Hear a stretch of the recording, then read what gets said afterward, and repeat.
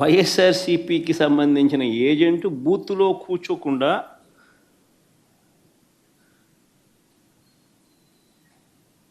Booth దగ్గరికే మనిషి పోలేని పరిస్థితిలో బూత్లో ఏజెంటే లేకుండా ఎన్నికలు రిగ్గింగ్ చేసినారు. సాక్షాత్తు పోలీసుల సమక్షంలో పోలీసుల ప్రోద్బలంతో బూతులోకి వెళ్ళే ఏజెంట్ల ఫాములను వీళ్ళే తీసేసుకొని చింపేసుకొని బూతులోకి ఏజెంటే పోని పరిస్థితిలో ఎన్నికలు నిర్వహించామని చెప్పుకుంటా ఉన్న ప్రజాస్వామ్యం మన రాష్ట్రంలో, బహుశా మన దేశంలో ఎక్కడ ఉండదేమో, ఒక్క మన రాష్ట్రంలో తప్ప.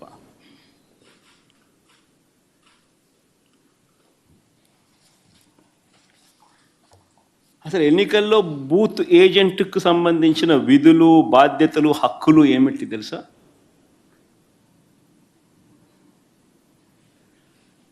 అసలు ఓటర్లే లేక దొంగ ఓటర్లను గుర్తించడం ఎవరు చేస్తారు? ఏజెంటే చేయాలి. పోలింగ్ ఏజెంటే చేయాలి. బూత్లో ఉన్న పోలింగ్ ఏజెంటే ఆయనకు సంబంధించిన విధులు, బాధ్యతలు, హక్కులు ఏమిటి అని అంటే,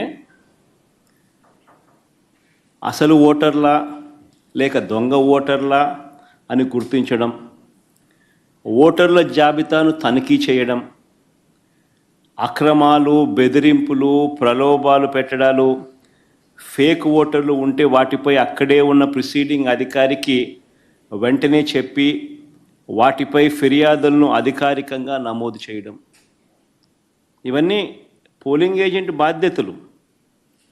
ఇవే వివరాలు పార్టీకి కూడా తెలియజేయడం.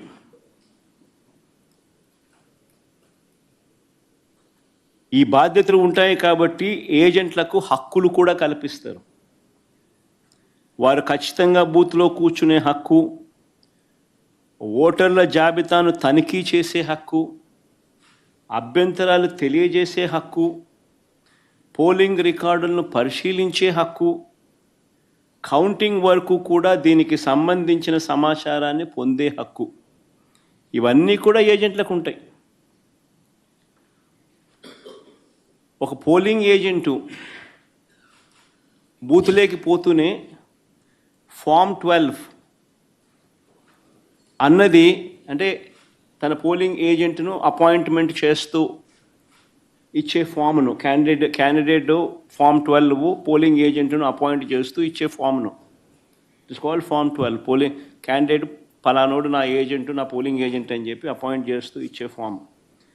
ఆ ఫామ్ను తీసుకొని పోయి ఆ పోలింగ్ ఏజెంటు ఎన్నిక స్టార్ట్ కాకమునిపే ప్రిసీడింగ్ ఆఫీసర్కి ఇస్తాడు ఆ ఫామ్. ప్రొసీజర్ అది. ఆ తర్వాతనే బూత్లో కూర్చుంటాడు. మా ఏజెంట్ల నుంచి ఈ ఫాములను నిన్న టీడీపీ వాళ్ళు, పోలీసులు దగ్గరుండి లాక్కోవడము, చింపేసేయడము.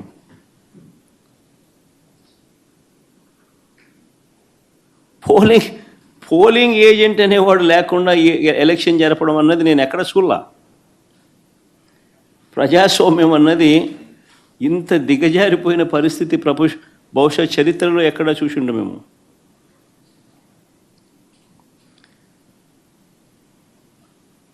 ఓటర్ వచ్చి తన పేరు చెప్పిన తర్వాత, ఓటర్ మామూలుగా ఎన్నికల్లో పోలింగ్ రూమ్లోకి వచ్చిన తర్వాత యూజువలీ ఆ ఓటరు తన పేరు చెప్తాడు గట్టిగా. చెప్పిన తర్వాత పోలింగ్ ఆఫీసర్ రిజిస్టర్లో తన వేలుముద్ర కానీ తన సంతకం కానీ తీసుకుంటాడు.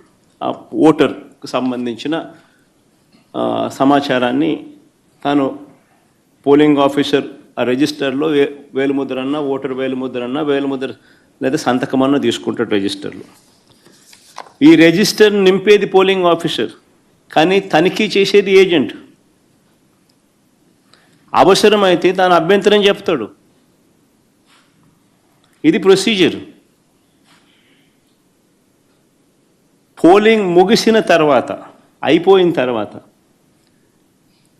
ఫామ్ 32 అని ఉంటుంది.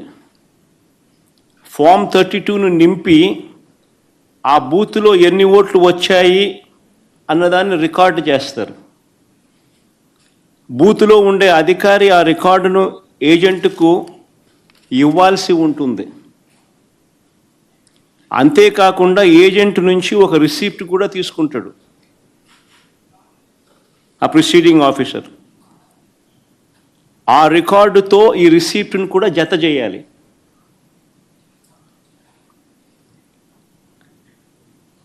ఆ రికార్డును కూడా ధృవీకరించాల్సి ఉంటుంది.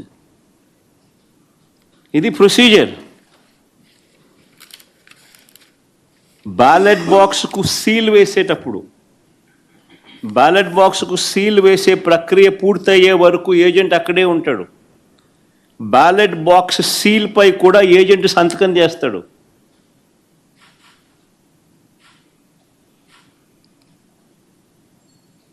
బ్యాలెట్ బాక్స్కు సంబంధించి సీల్ పై కూడా ఏజెంట్ సంతకం తీసుకుంటారు. మరి నేను అడుగుతా ఉన్నా, మళ్ళీ ఇవన్నీ జరిగాయా అని అడుగుతా ఉన్నా.